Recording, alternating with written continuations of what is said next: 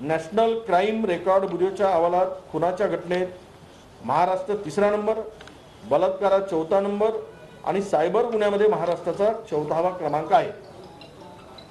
आणि हे सर्व आपण बघत असताना या राज्यामध्ये अवकाळी पावसाने, अवेळी पाऊस, दुष्काळ गेल्या 4 वर्षापासून शेतकरी सातत्यानं या परिस्थितीशी झुंजतो आहे। शेतकऱ्यांच्या डोळ्यामध्ये आता अश्रू आहे, कारण सोयाबीनचं पीक गेलं, कापसाचं पीक गेलं, विदर्भातील धान आणि संत्रा या पिकावर या अवकाळी पावसाने शेतकऱ्याचं कंबरडं मोडलेलं आहे आणि शेतकरी चिंतेत आहे। 2022च्या दुष्काळातील पैसे अद्याप शेतकऱ्याला मिळालेले नाहीत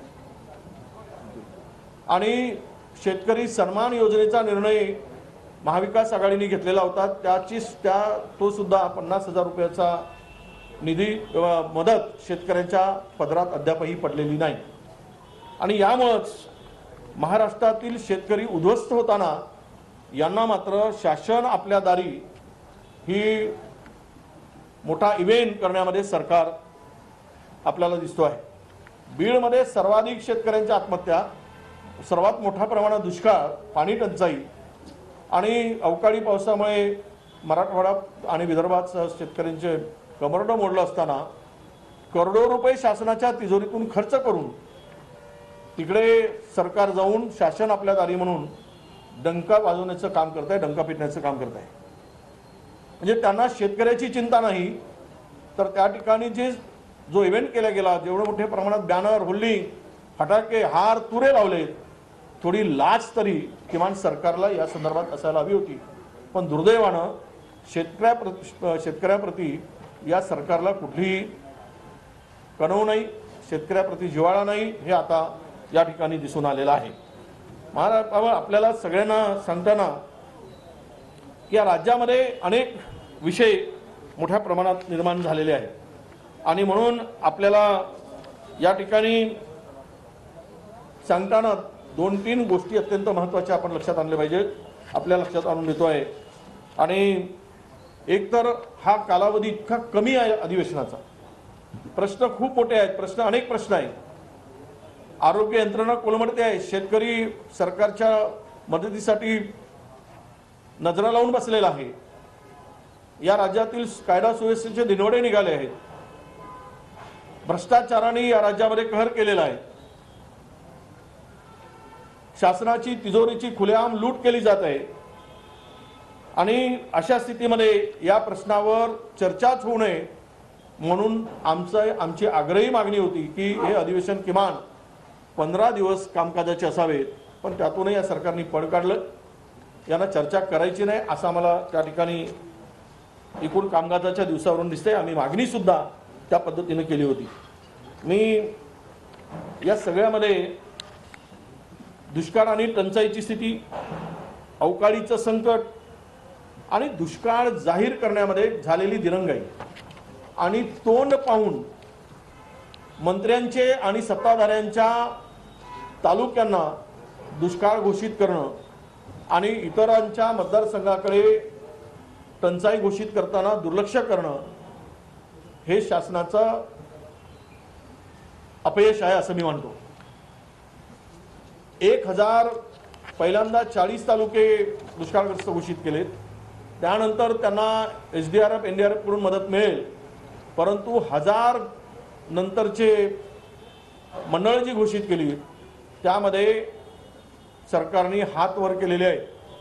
केवळ थातूर मातूर उपाययोजना आणि मदत त्या ठिकाणी GR करताना केले, त्यांना कुठलीही मदत मिळेल SDRF ची NDRF ची ते मिळू शकणारच नाही, कारण शासनाचा तसा अहवाल केंद्र सरकारकडे गेलेला नाही, उपसमितीची बैठक झालेली नाही।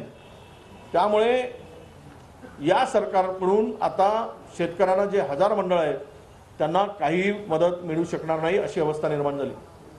मुख्यत्वे सांगायचं झालं तर आपल्या पुढे हे सर्व पीक जात असताना, सर्व पीक उद्ध्वस्त होत असताना काय उपाययोजना, तर केवळ महसुलात सूट, रोजगार हमीच्या कामामध्ये थोडा निकषात सूट, 33% वीज बिलात सूट आणि पीक कर्जाचं पुनर्गठन अशा थातूरमातूर गोष्टी सरकारने करून शेतकऱ्यांच्या तोंडाला पाणी पुसण्याचं काम केलं।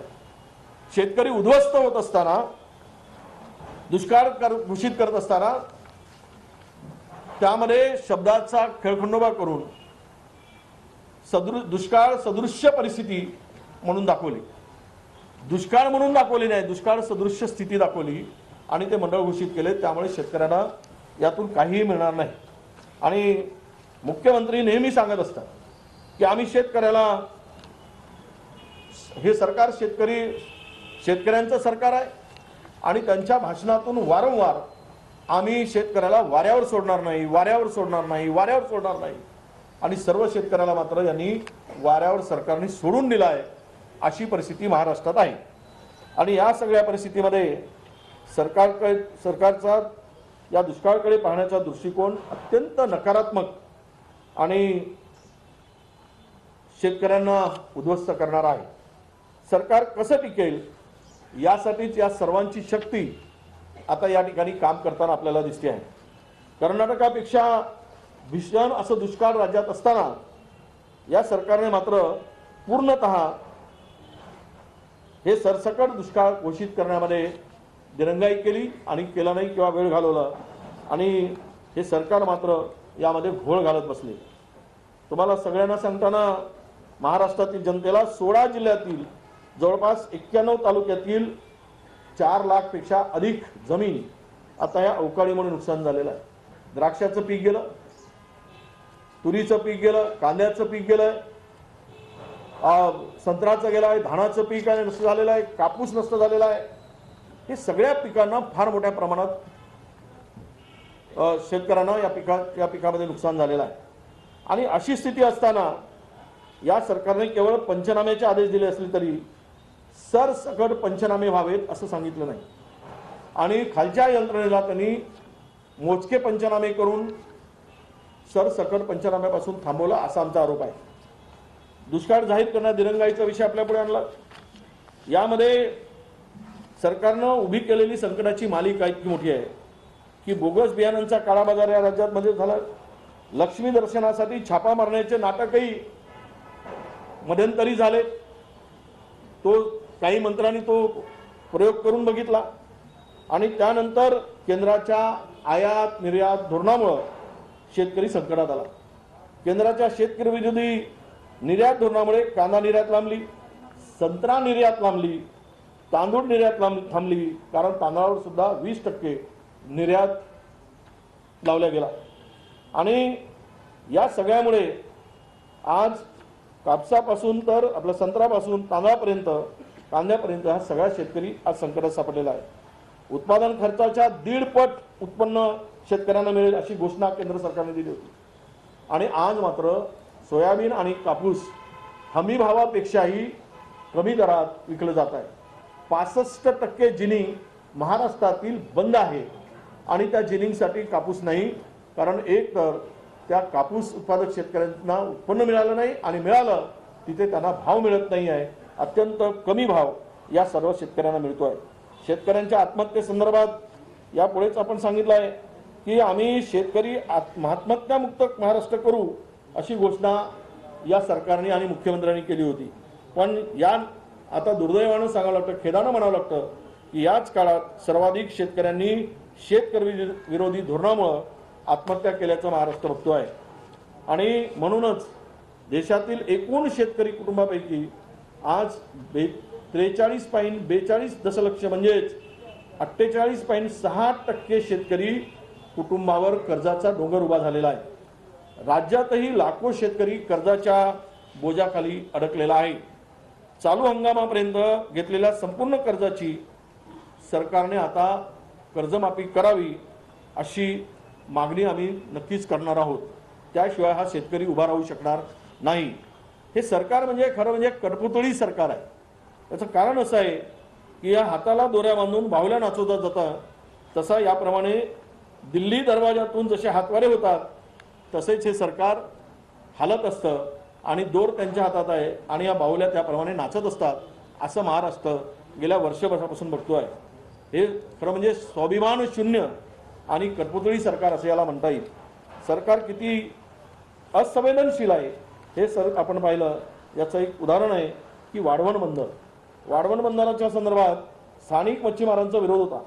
मागील वर्षी 21 नोव्हेंबरला 2022ला आझाद मैदानावर आंदोलन झालं होतं आणि मुख्यमंत्र्यांनी त्यांना आश्वासन दिलं, मी बैठक घेतो.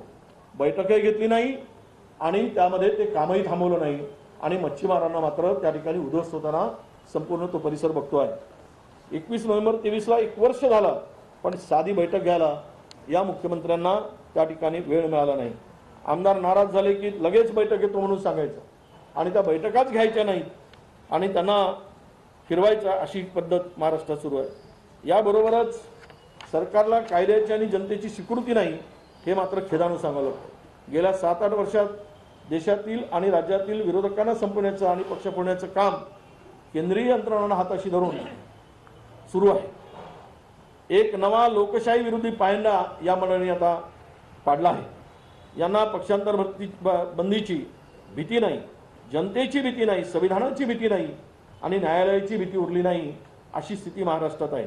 आज महापरिनिर्वाण दिनाच्या निमित्तानं दिन आहे. यामुळे लक्षात ठेवा, हे राज्य परमपूज्य डॉक्टर बाबासाहेब आंबेडकरांनी भारतासाठी एक मजबूत लोकशाहीची चौकट आपल्याला घालून दिली आहे.